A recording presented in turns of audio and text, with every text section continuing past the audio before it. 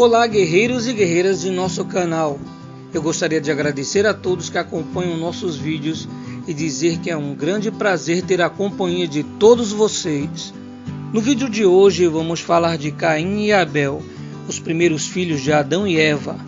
Nesse vídeo vamos observar a grande diferença de caráter e espiritualidade que existia entre os dois. Se você ainda não é inscrito, eu te convido a se inscrever e participar desse exército de guerreiros e guerreiras que amam a palavra de Deus. Deixe também o seu joinha e fortaleça com isso o nosso trabalho. Eu sou Carlos Bezerra e você está no canal Guerreiro Universal.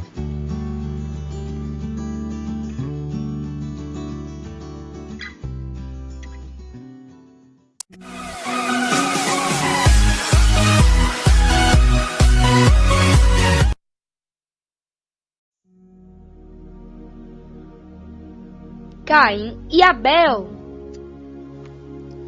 Após serem expulsos por terem cometido o pecado da desobediência, Adão e Eva começaram a viver uma vida de duros trabalhos e muito sacrifício. A vida não era fácil. Para se sustentarem, eles tinham que extrair seu sustento do solo com o suor do próprio rosto. Foram oprimidos pela natureza que antes lhes era favorável e que agora lhes era hostil. Adão e Eva tiveram muitos filhos. O primeiro se chamou Caim. E conheceu Adão e Eva, sua mulher, e ela concebeu e teve a Caim, e disse: alcancei do Senhor um varão. Gênesis capítulo 4, versículo 1. O nome Caim no hebraico significa lança, sendo que sua transliteração seria Caim. Esse nome também é associado a uma outra forma verbal, kená, que pode significar obter ou provocar ciúme. A profissão de Caim e Abel. E deu à luz mais a seu irmão Abel. E Abel foi pastor de ovelhas, e Caim foi lavrador da terra. Gênesis capítulo 4, versículo 2. Desde a criação de Adão, agrada a Deus ver o homem trabalhar. Deus trabalhou trazendo à existência toda a criação e logo em seguida concedeu a Adão a tarefa e o privilégio de cuidar do jardim que ele mesmo plantou no Éden. Expulso do Éden, Adão continuou trabalhando na agricultura para o sustento seu e de sua família.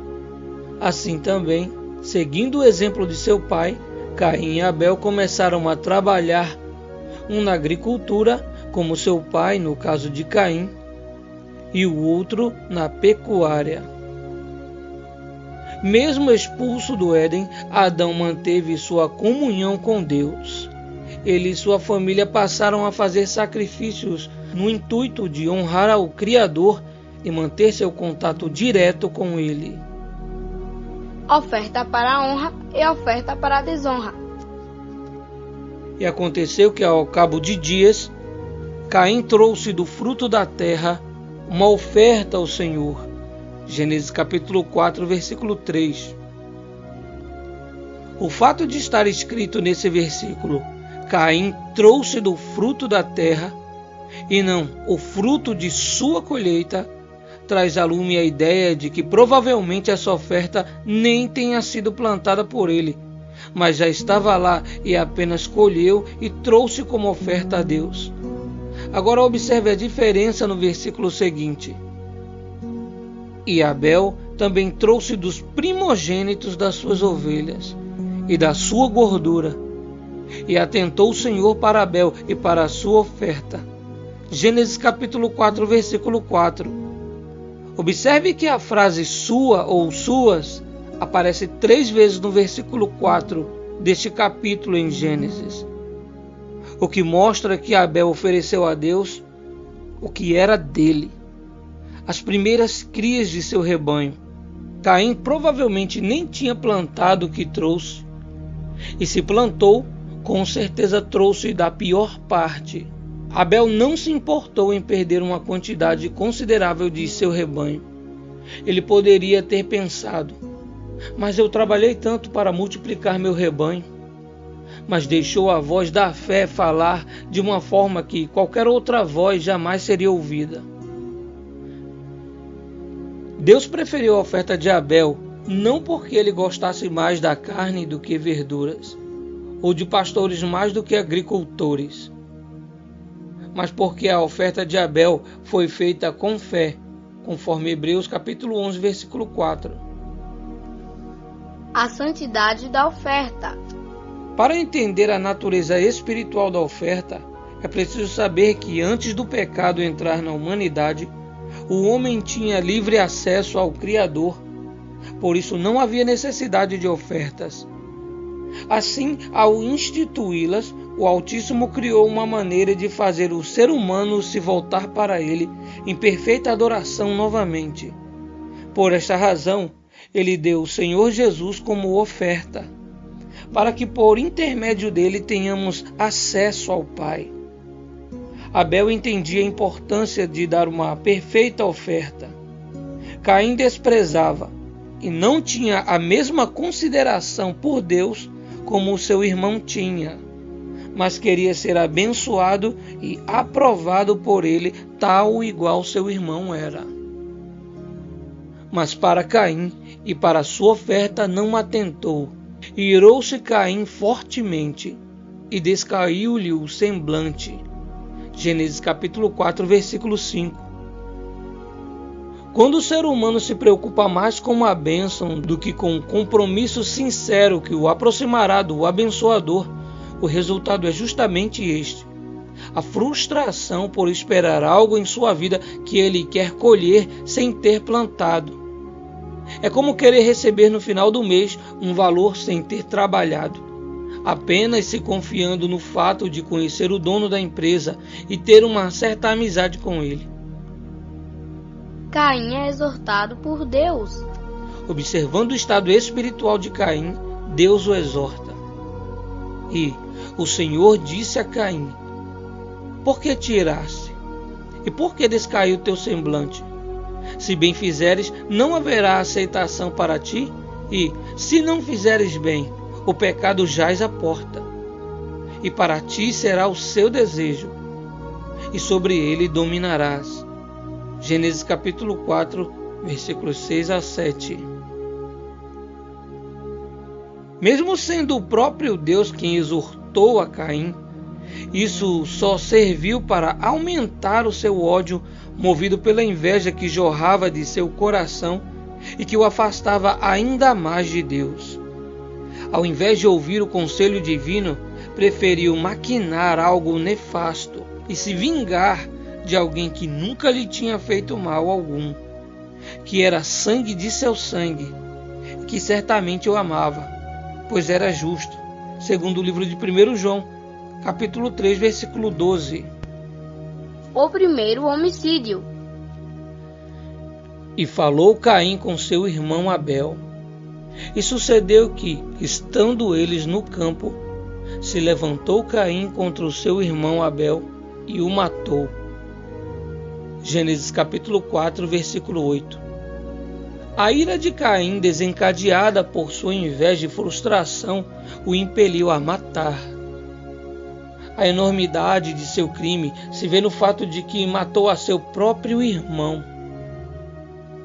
A ira é um dos pecados cardeais e aparece na lista das obras da carne, na lista de Paulo, em Gálatas capítulo 5, versículo 20. A ira encontra-se na raiz de muitos atos irracionais e quase sempre tem o egoísmo como sua base e o ódio sem motivação.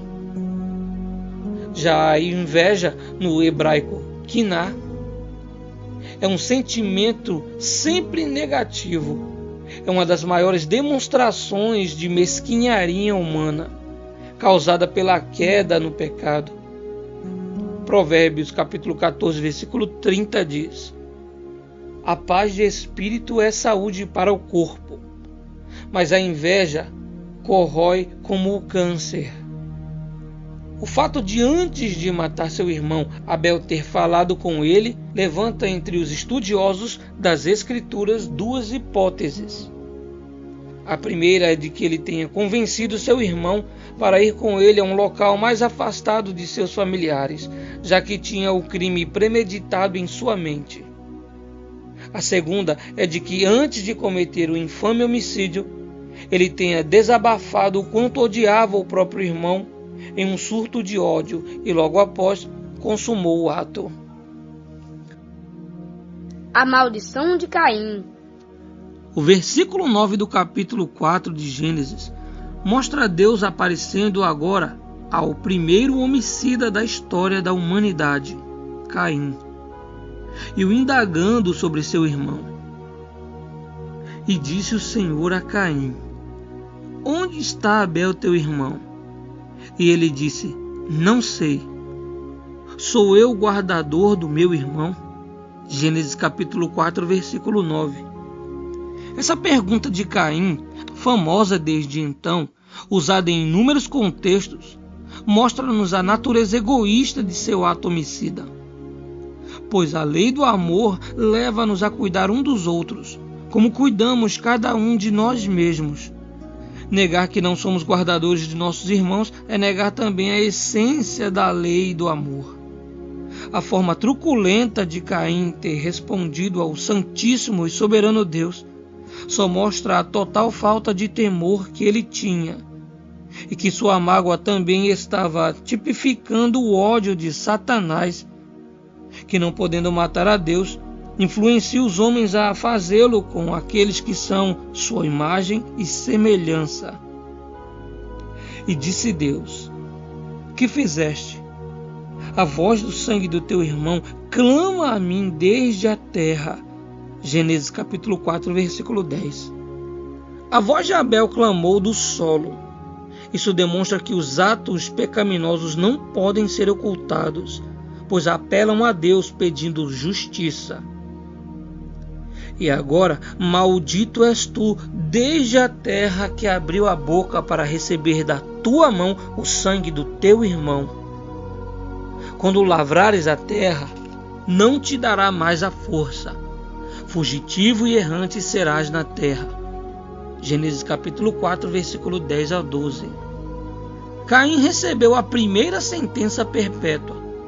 Ele seria objeto de ódio, e outros haveriam de querer tirar-lhe a própria vida. Porém, ele escaparia. Em lugar disso, foi pronunciada contra ele uma maldição da parte de Deus. A misericórdia de Deus. Ele seria fugitivo à face da terra e vagabundo pelo resto de seus dias, caçado e odiado pelos outros seres humanos. Caim foi como uma laranja podre no meio das laranjas boas, passando a contaminar os outros através de seu ato de ódio e desejo de vingança. Sabendo disso, o bom e misericordioso Deus tentou ainda assim ajudá-lo a preservar a sua vida, pois assim fazendo, evitaria que outros homens também viessem se tornar homicidas, vindo a matar Caim, e a prática de vingança por morte se tornasse corriqueira. Então disse Caim ao Senhor: é maior a minha maldade, a que possa ser perdoada. Eis que hoje me lanças da face da terra, e da tua face me esconderei, e serei fugitivo e errante na terra.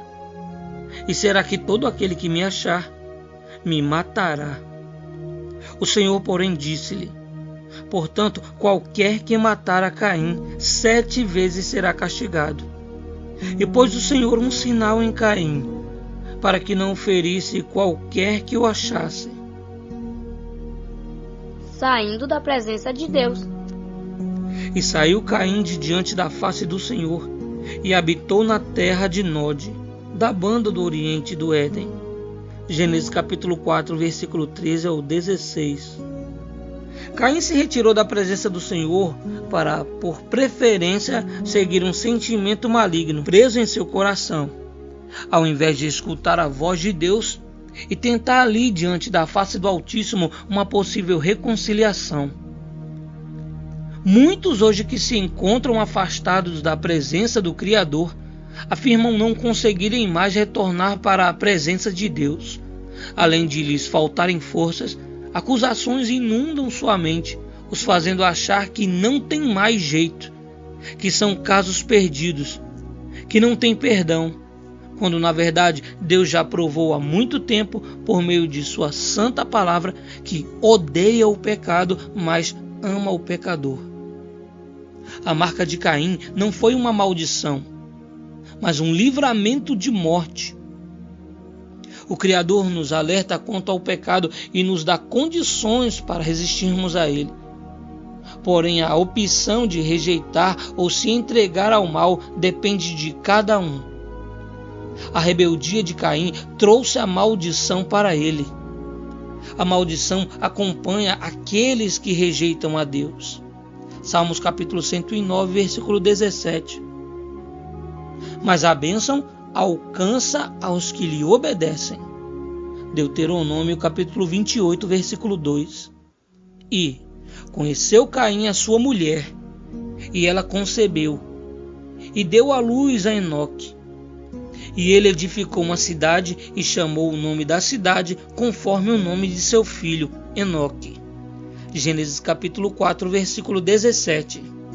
O fato que Caim tenha fundado uma cidade não contradiz a declaração de Deus que Caim seria fugitivo e errante. Nod tem som similar a peregrino, em hebraico, Nad, criando um jogo de palavras entre a punição do peregrino e a região pela qual ele vagou. O que a maldição quer dizer é que Caim não mais poderia viver uma vida estabelecida como um agricultor. Por isso, ele desenvolveu o primeiro centro urbano da banda do Oriente do Éden. Isto é, não mais afiliado a seus pais e os descendentes deles. O medo de Caim de uma retaliação pelo assassinato de seu irmão Abel é compreensível. Adão viveu 930 anos e teve muitos filhos e filhas, produzindo futuras gerações que poderiam exigir vingança. E não se pode de maneira alguma achar que Adão e Eva tiveram poucos filhos. Veja um exemplo. Uma russa ocupa hoje no Guinness Book o recorde de ter sido a mulher que teve mais filhos com seus nascimentos registrados no mundo. Esposa do camponês Feodor Vassiliev, a senhora Vassiliev teve 69 filhos entre 1725 e 1765. Durante 40 anos de maternidade intensiva, ela teve 27 partos, 16 gêmeos, 7 trigêmeos e 4 quadrigêmeos. O Guinness também condecora outra mãe como a maior mãe dos tempos modernos, a chilena Leontina Albino. Ela dizia ter tido 64 filhos, mas apenas 55 foram documentados entre 1943 e 1981. Se uma das mulheres em 40 anos conseguiu ter 69 filhos, e em 38 anos a outra teve pelo menos 55, imagine quantos filhos essas pessoas do passado que viviam tanto tempo tiveram. Não se sabe a data da morte de Caim, ou de que forma ele tenha morrido. Sabe-se apenas que provavelmente todos de sua descendência tenham sumido devido ao grande dilúvio. Até mesmo porque Noé e seus filhos eram descendentes de Sete. E é bem provável que as esposas dos filhos de Noé não tenham sido descendentes dele, pois os descendentes de Caim viviam longe na cidade que ele mesmo edificara. A marca de Caim e sua descendência. Muitos perdem tempo tentando descobrir qual era a marca de Caim. Já ouvi absurdos como a bizarra e preconceituosa teoria que repercutia com força na época da escravidão de que essa marca seria a pele negra e que Caim seria o pai dos africanos. Porém, além desta teoria estar errada, a Bíblia mostra que ele fugiu para o Oriente e a maldição foi proferida apenas para ele. Sua descendência não era maldita. Se havia alguma maldição sobre eles, em algum momento de suas vidas, elas não tiveram nenhuma relação com o episódio pós-homicídio.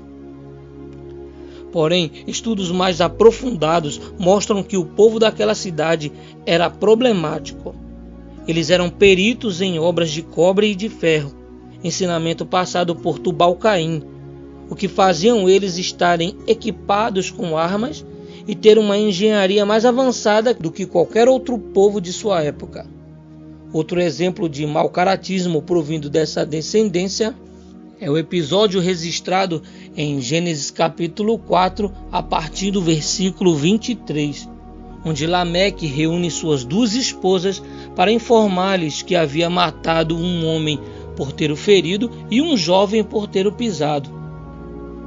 Ele segue seu relato da maneira mais maliciosa possível, alegando que, se por ter matado um, Caim não poderia ser morto e quem o matasse receberia vingança divina por 7 vezes, então ele que matou 2 seria vingado 70 vezes 7, caso o matassem. Porém, não foi Deus quem determinou isso. Isso ele criou de sua própria cabeça. Se aquele povo era famoso por seu mau caratismo, isso pode ter se dado pelo fato de terem como patriarca o próprio Caim, pois os patriarcas eram muito respeitados e seus ensinamentos seguidos por gerações. Então eu me pergunto, que tipo de ensinamentos não foram passados adiante por um homem que optou se afastar de Deus e que matou seu irmão, traindo toda a sua família? Caim e Abel, 2 irmãos, um justo e um perverso. Hebreus capítulo 11, versículo 4 diz: pela fé, Abel ofereceu a Deus um sacrifício superior ao de Caim. Pela fé, ele foi reconhecido como justo, quando Deus aprovou as suas ofertas. Embora esteja morto, por meio da fé, ainda fala. Em 1 João capítulo 3, versículo 12 diz: não sejamos como Caim, que pertencia ao maligno e matou seu irmão. E por que o matou? Porque suas obras eram más e as de seu irmão eram justas.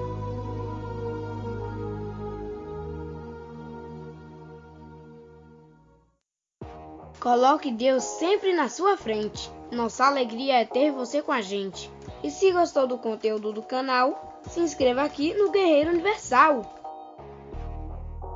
Ô Caio, qual é o próximo vídeo? O próximo vídeo será...